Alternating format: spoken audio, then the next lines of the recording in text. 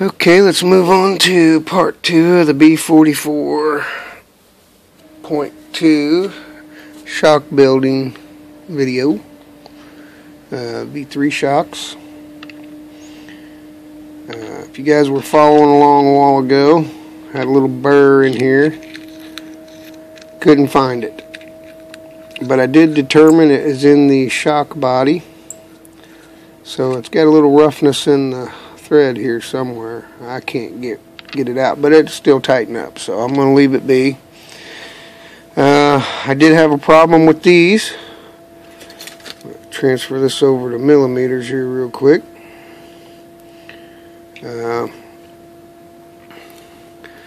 I like to pre-fit everything, make sure everything's going to tighten down real good, and it looked like it was going to tighten down okay. So I went ahead and checked it because I could see some burrs on the end of it where the end cap goes on, so I calibrated it, and one of them came out to a 78, a 42.78.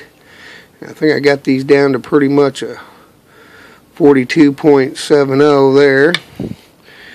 And this other one, I think I got it down to a 42.70. Kind of just depends on where you hold it at on the caliper, but I got it a lot closer than it was. That thing was way off. I could actually go down a little bit on this one. So what I did was I just took some sandpaper and I just spun it like so I could get them the same.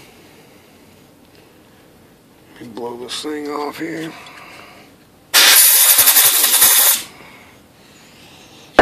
And let's check it now. 42.71, so it's close enough now. So that's something to watch for on those shock bodies. There's a pretty bird right here. So I got that off. Now the two front ones came out identical.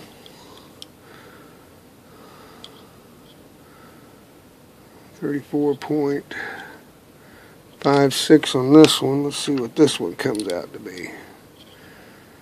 34.58. It's pretty dang close, so I'm leaving it alone. But it didn't have any burrs on the end. They were both nice and smooth. This is the one with the burr on the threads, though. So you see how you can get those burrs off. You just got to be careful. You don't want to get them too out of round or anything. I went ahead and put my 1.6 pistons on the long shaft, which was 48.90, 1.92 inches, pretty much. Let's check this one just for the heck of it. We're doing everything else, might as well. 19.26, or I should say 1.926. What was this one? Of course, there ain't nothing we can do about that. 1.925, so that's pretty close. Let's do the front. 1.669.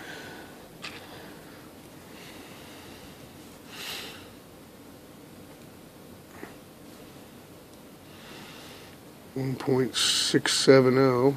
So see what that is in metrics. 42.44. Now,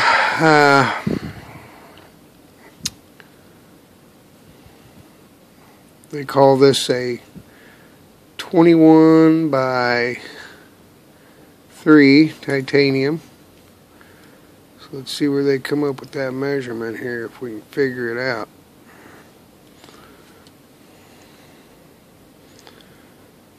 Unless they're talking about the threads here. Probably talking about the threads. At any rate, you got your short ones. I'm using the small hole piston. in the front, a smaller hole than the rear, I should say. 1.5 and a 1.6. Box stock's going to tell you to do a 1.6 in the front and a 1.7 in the rear, and that's fine if you're using the AE oil or any oil for that matter.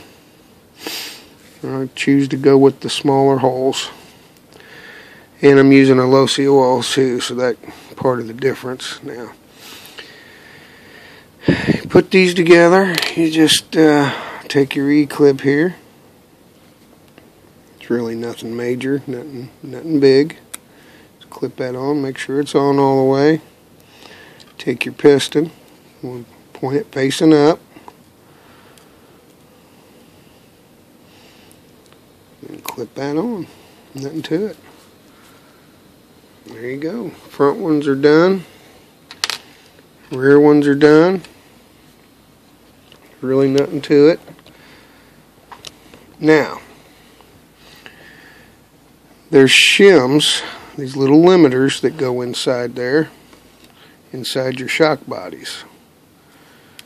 The manual, the owner's manual, is going to tell you to use one. And that's fine if you want to use just one. I'm going to use two. I actually like the way it works. On the rebound, it's going to bottom out a little bit quicker, but you have more oil down there, so I just like the way it feels. At any rate, I went through and I calibrated all these, and it's some of them were a 0.032, some of them were a 0.031, 0.033. So what I did is I went through and I set them all to where I had pretty much the same measurement. And this one's an 0.64. I believe the ones I put on this other rear one was a 0.64. The ones I'm going to put on the front are, I believe, was an 0.65 and an 0.63. But the reason why I'm going to go ahead and use all 8, the manual, the owner's manual, the kit provides a package of 8. The reason why I'm using all 8, 2 on each shaft, is so if you want to use the inner hole on your shock tower, you have to add a limiter. If you don't add a limiter, your dog bone is pretty likely going to pop out on you.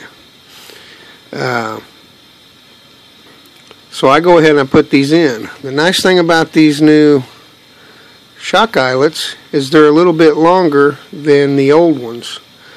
So you actually have an adjustment option by unscrewing it a little bit or screwing it in all the way. If you want your standard stock build droop setting, you're going to unscrew this 0.03 inches, or 0.80, I believe it would be a 0.81 or 0.80 millimeter, and that gets you to your box stock setting. With both limiters and you want to run the inner hole, then you just screw it in all the way, and it causes that dog bone to, inside the outdrive, drop down just enough that it'll stay inside there like it's a box stock setting. So I choose to use 2. If you know for sure you're never going to want to play around with any of those settings, then I would just put 1 limiter in there and be done with it. And it's not crucial that you get these measurements correct on your washers, but I just do it for the heck of it. I want to try to get them as close as I can. When we get the shock built, we're going to measure all that up anyway and make sure they're all even. And I'll show you how to do that when we get to it. But I use both, and that way if I'm out in the track and I want to play around on practice night and I want to try some different setups and different shock positions on the shock tower, well, I can just pull the spring off in the shock, the spring cup, screw the eyelet in till it's snug, check my travel on my shock shaft, and I'm there. I can go ahead and play around with it, and it doesn't hurt anything either way. I don't think there's any real bad ill effects either way. When you go to put the ball in the eyelet, there is a small hole side and a wider mouth hole on the other side. You want to pop it in on the wide side, and just pop her in like that, nothing to it, and then you want to check to see if it's free. This one isn't free. I mean, that's going to take a while to break in. So a trick to free those up is you just take your pliers and pinch it. Give it a good pinch, and then check it. Boy, look at that. It just frees them right up. Look at that. Just freeze it right up. Now, when you go to screw these onto the A-arm, it's always a good idea to put a plastic washer or something over the front of them to, you know, in case you get in a bad hit. In case you get in a bad hit, and this thing could pop off anyway, but you always want the smaller hole facing the A-arm.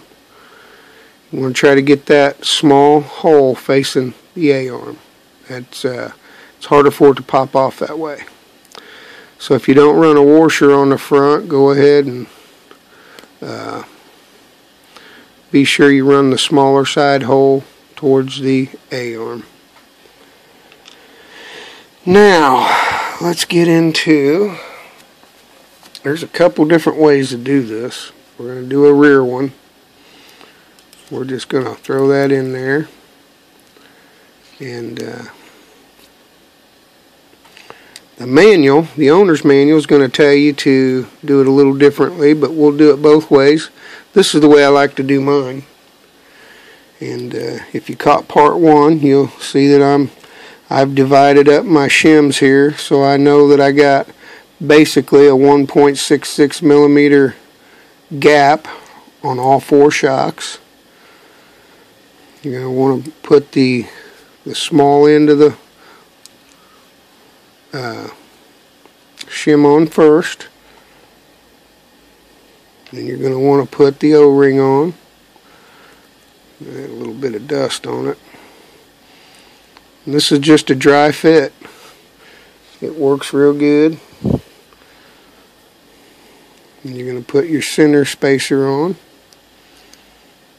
And you're going to put the O-ring on. There's a couple different ways to do this. And you're going to put this one on, but you're going to want the short end, the small end, facing outward. What I do, I take something like this, just a marker or pen or something, and I put it in there and I just hold that thing like that. Now, that's a dry fit. If I want to, I can go ahead and just push that in there like that, dry, and be done with it. When I put a little oil on the shaft, it'll move back and forth. I like doing it this way because I can keep these threads clean.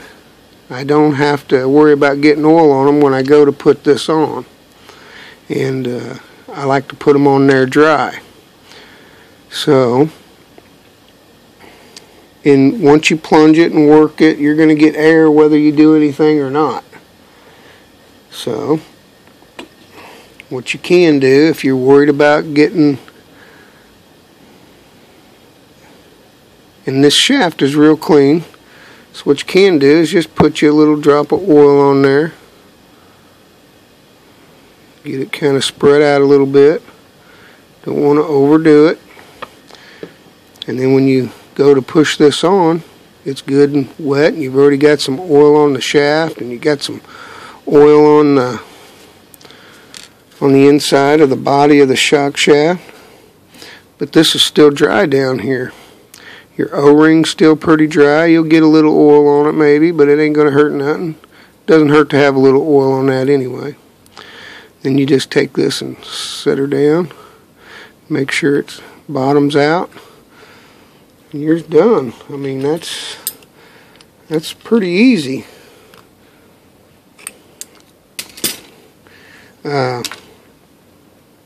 It's going to be moving free because you got enough oil on there.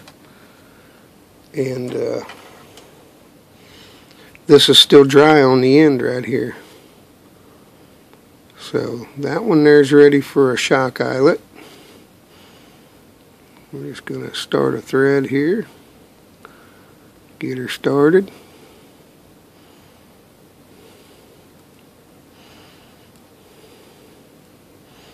Sometimes that's fun to do. Get it started here. It's always good to pre-start these, but back in the old days on the V2s it was a 440, and these are a 3mm, I believe they are. Now I just take my dikes, side cutters there, and just thread this thing down.